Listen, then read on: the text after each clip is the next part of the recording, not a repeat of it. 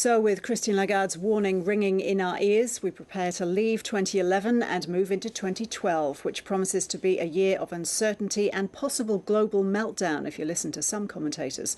With his views is Alan Kohler, the host of Inside Business, and Alan joins us from Melbourne. So what do you think, Alan? Is 2012 going to be the year of economic global depression? Well, it could be. It's. I don't think so on balance. But look, what Christine Lagarde's telling us is that the risk is all on the downside. The best we can hope for is flatness. That things don't melt down. We can't hope for boom. Certainly not. And I think we can. We can hope that the share market doesn't fall anymore. I suspect, however, that on markets, share market in particular, the bottom is probably ahead of us. What seems depressing, really, is that no one knows where it's going. No one knows a way out. Simply, what action to take? Well, it's because really no one knows what's going to happen in Europe.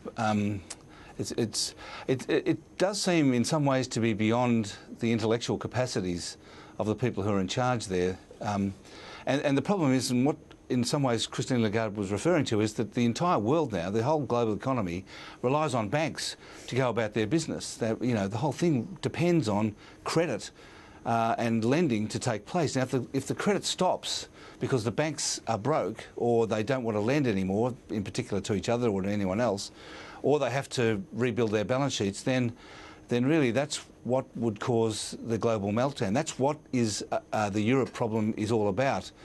The sovereign loans that the banks in Europe have made are now, in many cases, worth a fraction of what they were. That's completely destroyed so many banks' balance sheets that they can't lend anymore. And so that's the problem. And Christine Lagarde was warning that all countries have to prepare for a hit, have to be prepared to be affected by what's going to happen next year. What does that mean here for 2012? Well, APRA, the banking regulator, has asked Australian banks to stress test themselves within a week on the basis that there is a European meltdown. Now, what that means is that on average, Australia's banks get about 26% of their funding from overseas financial markets rather than deposits from us. And it's possible that that could dry up. So the question that the APRA is asking the banks, what happens if that dries up? The answer is they can't lend anymore. That means the Australian economy goes immediately into recession. And so there's no, it doesn't matter about what happens in China. If our banks stop lending because they can't get any money anymore, then we have a recession.